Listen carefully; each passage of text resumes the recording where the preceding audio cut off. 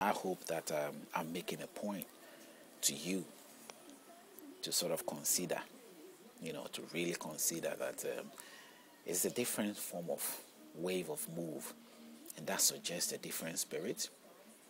We can't say that the same God who practiced incest now does not want to practice incest. It can be done.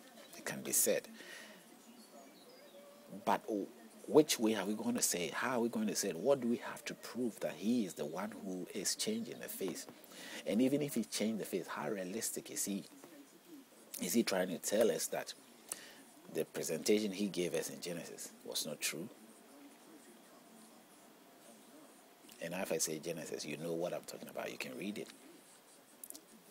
Two people, a man and a woman, is the reason why I'm here and you are there, in spite of your color or your differences. So no matter what we are still brothers and sisters. So incest is not something here. So whether the incest is not religiously inspired law, but it is like outside the religion, there's be something that the law or the politicians have put there as being something which is not right, or is parental, or some sort of some institution outside of religion that's put it there. I'm not too keen or sure about. But even in this book, at some point, the children of the Jewish people were having issue with David's children, somewhere like that, sleeping with another stepsister or something. It was a problem. It was seen as incest. And that boy had issue, the son of David had issue, he was condemned by the other brothers of the sister that it's a sin, it's wrong. And I'm sure we find some instances which will reveal similar things where the book were having issues with it. So mainly men were having issues with these things.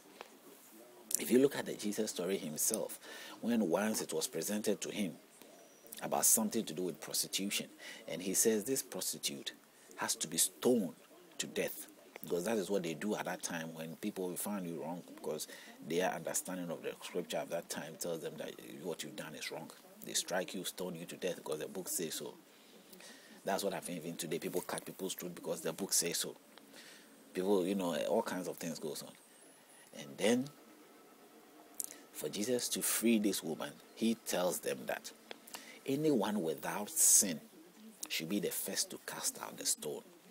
The Yehoshua of that time, according to the story, the Jewish man, told the rest of the Jewish people that you have brought this girl to me to test me, to ask me that this is what she has done.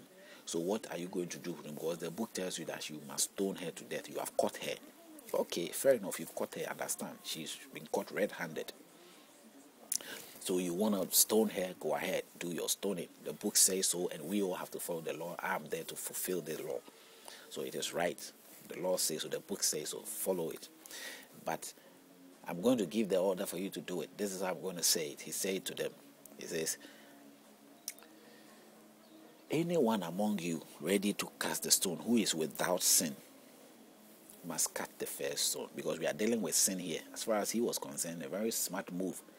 They were going to kill or stone somebody who has sinned. Not necessarily because he's a prostitute, but he has sinned. Now, sin was the issue. The punishment that will come to you if you sin was stoning to death. Stone the person to death.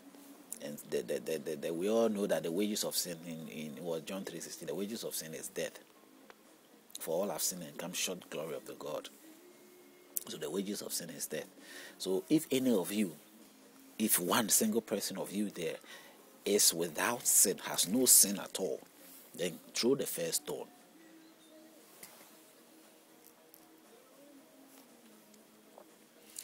Then throw the first stone. And none of them could throw the stone. None of the Jewish people who were there at that time could even throw the stone to hit this poor prostitute that they have caught. I mean, she has been caught. They who are coming to throw the stone, they haven't been caught yet. It was a straightforward question. But their own guilt,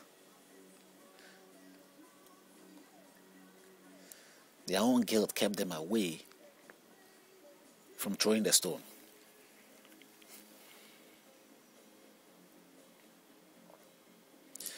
and they were caught in between.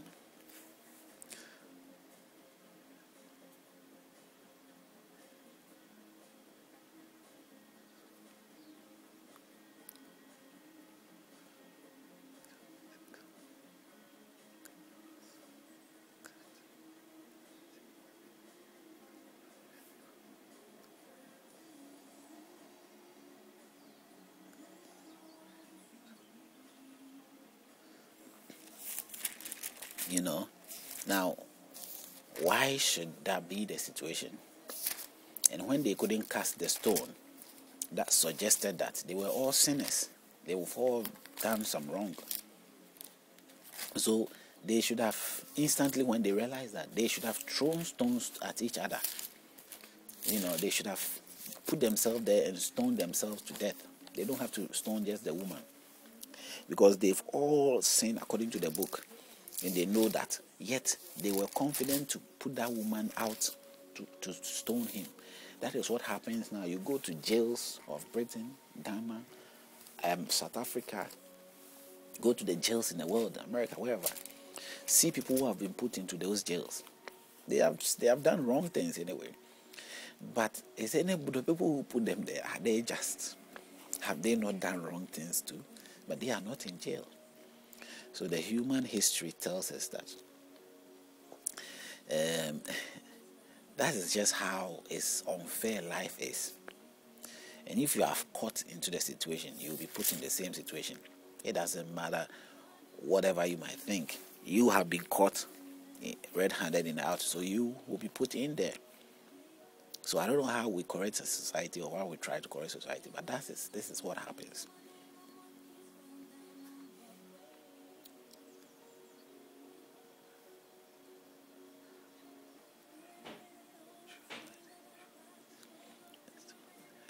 If you read John chapter 8, what it says in John chapter 8, probably will bring out, I'm sure, if I have found it. It says in John chapter 8, verse 7. It says, so when they continued asking him, he raised himself up and said to them, he who is without sin among you, let him throw a stone at her first. And again he stooped down and wrote on the ground. This is John, the New Testament, John chapter 8, verse 7. John chapter 8, verse 7. That is where this incident about the stoning of the woman who sinned, you can find it. You can read the whole chapter, you get the picture of what the story is about. It's like they came to him, the scribes and the Pharisees, the learned philosophers at that time, who know the scripture. And they were pointing at him, they say, yes, we've caught the woman. She's adultery. She's doing adulterous thing. To him, a woman caught in adultery, she's married or she has somebody, and she's sleeping with another person. That's adultery there. And when they had set her in the midst, they said to her, teacher, this woman was caught in adultery in the very act. In the Jewish book, if you catch somebody adultery in the very act, I don't know how it can be done. It's difficult, but if it happens, you are allowed to stone the people to death. In the Sharia laws, it's there. So this is similar to what the laws the Jewish people were doing, and even the Arabs are doing today, the Muslims do today. So Muslims, they believe that they follow through what the tradition says more than even the Christians. And Christians also believe that Jesus Christ, the actions that Jesus Christ did, demonstrate something that the old things that they are holding on to is not right, because they even believe in Jesus Christ. Then they have to accept the fact that if Jesus Christ then told them that anyone without sin should cast the first stone, should give them to override whatever the law said, that gives that at the end of the day, even though the law said that you as a person have not got the right to put it into practice because you don't even follow the law. And she that you are going to kill or stone to death is not following the law. She's equal to you. She's just like you. So why would you stone her? So Jesus Christ is used in the Christian sense. That's where the debates are. The woman was caught in the